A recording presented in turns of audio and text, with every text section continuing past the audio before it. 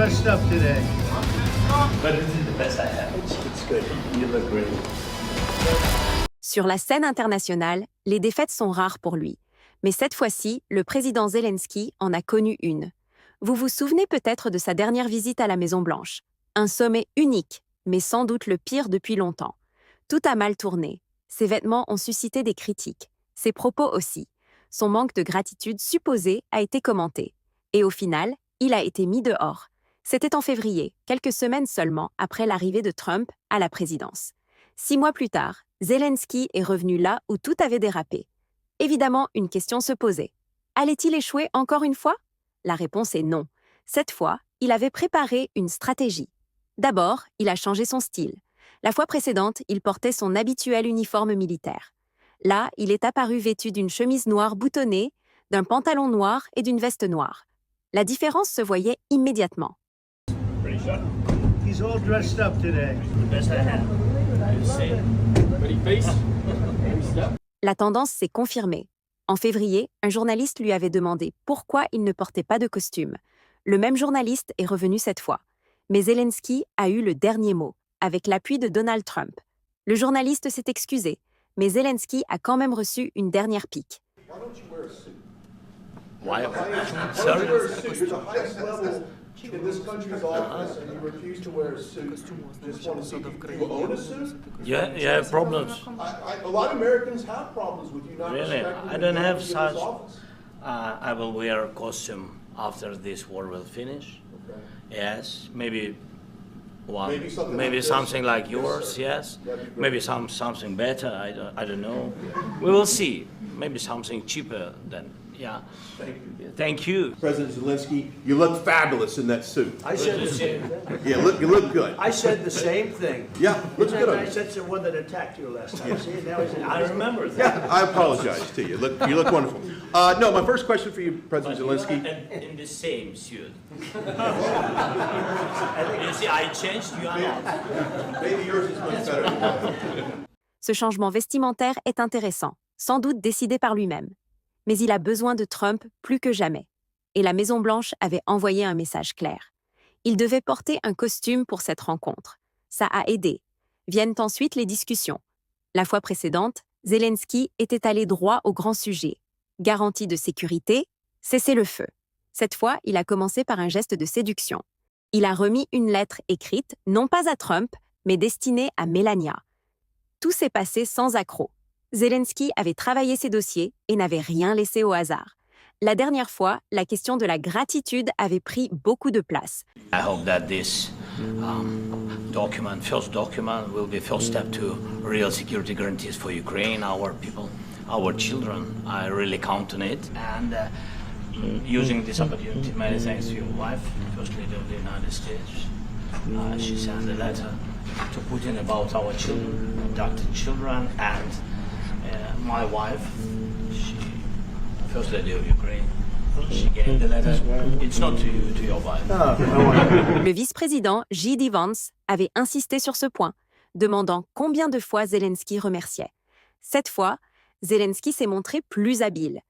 Une part du mérite revient aussi à J.D. Vance. Cette fois, il est resté calme. En février, le vice-président avait attaqué Zelensky avec virulence. Trump aussi avait été beaucoup plus dur, allant jusqu'à dire que l'Ukraine n'avait pas les meilleures cartes. A lot of times. No, in this Even entire meeting, today. have you said thank Even you? today. You went to Pennsylvania and campaigned for the opposition in October. Offer some words of appreciation for What? the United What States are of you America speaking about? and the president who's trying to save your country. Thank you so much, Mr. President. If I can, first of all, thank you Please. for invitation and thank you very much for your efforts, personal efforts to stop killings and stop this war. Thank you. Hier, la même question lui a été posée. Et sa réponse était très différente. La préparation, voilà la différence. La dernière fois, Zelensky était venu sans plan. Il savait gérer Joe Biden, qui copiait totalement la ligne ukrainienne. Mais Trump était un autre profil. 6 mois plus tard, Zelensky l'a compris. Et la réalité, c'est que Zelensky a plus besoin de Trump que l'inverse. L'Europe est dans la même situation. On l'a bien vu. At the very beginning of the war, You're not Mr. in a Brown, good position. I You don't was have in the cards right now. With us, you start I'm having not playing cards. cards. But right now, you I'm don't. very Yeah, you're playing serious, cards. Mr. President. You're I'm playing very cards. serious. You're I'm gambling the with the president lives in of war. millions of people. You think- You're gambling with World War III. What- As you listen to Russia and Ukraine, which side has the better cards? Well, I don't want to say that. I'm just here to be. Look, this isn't my war. This is Joe Biden's war. He's the one that had a lot to do with this happening, and we want to get it ended. La semaine passée, Bruxelles n'a cessé de louer Trump. Quelque chose change, quelque chose a déjà changé, grâce à vous, et aussi grâce au retard sur le champ de bataille. Voilà pour l'autonomie stratégique européenne.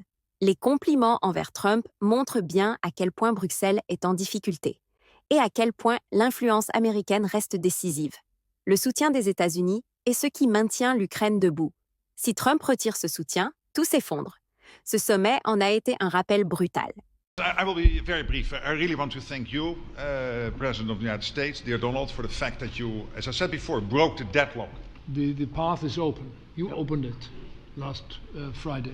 Something is changing, something has changed thanks to you, thanks also to the stalling in the battlefield. So you can count on us as we can count on you in order to deliver this robust peace for both Ukraine and Europe. Ce qu'il faut aussi comprendre, c'est que la relation entre Trump et Zelensky n'a jamais été simple. Déjà en 2019, elle avait provoqué une controverse politique aux États-Unis, lors de la première procédure de destitution lancée contre Trump. À l'époque, une simple conversation téléphonique avait suffi à déclencher une tempête à Washington. Aujourd'hui, les enjeux sont encore plus lourds.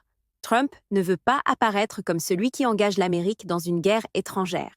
Il doit penser à son électorat, souvent sceptique face aux milliards dépensés pour l'Ukraine. C'est pourquoi Zelensky doit redoubler d'efforts pour convaincre non seulement Trump, mais aussi le public américain. En Europe, la situation n'est pas meilleure.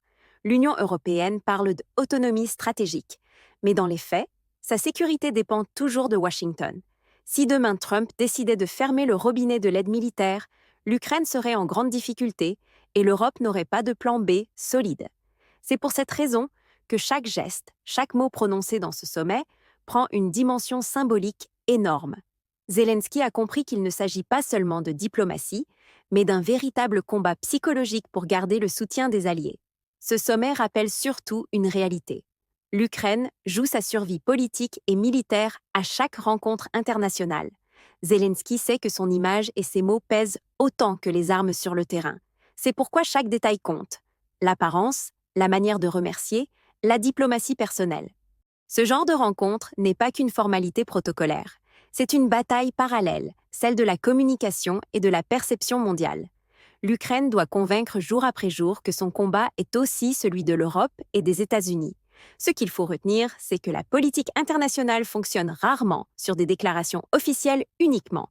Les symboles, les gestes, les petites phrases, tout cela influence les décisions stratégiques. Hier, Zelensky a prouvé qu'il avait appris de ses erreurs et qu'il savait s'adapter à Trump, un interlocuteur imprévisible mais incontournable. La question reste ouverte. Combien de temps ce soutien durera-t-il? L'histoire montre que les alliances changent vite et qu'aucun président américain n'engage son pays sans penser d'abord à ses propres électeurs. Si cette analyse vous a intéressé, n'oubliez pas que votre avis compte énormément. Dites-moi dans les commentaires ce que vous pensez de cette rencontre entre Zelensky et Trump. Selon vous, est-ce que cette nouvelle stratégie de communication de l'Ukraine peut vraiment influencer la politique américaine? Ou est-ce que, finalement, la décision se jouera uniquement sur le terrain militaire? Si vous voulez suivre toute l'évolution de ce conflit, abonnez-vous à la chaîne et activez la cloche pour ne rien manquer. Ici, on prend le temps de décrypter chaque événement important, sans sensationnalisme, mais avec des faits et une mise en perspective. Et si vous voulez soutenir ce travail, pensez à liker la vidéo, la partager autour de vous et pourquoi pas rejoindre la communauté pour avoir encore plus de contenu exclusif. Ensemble, on peut faire vivre une information claire, indépendante et accessible à tous.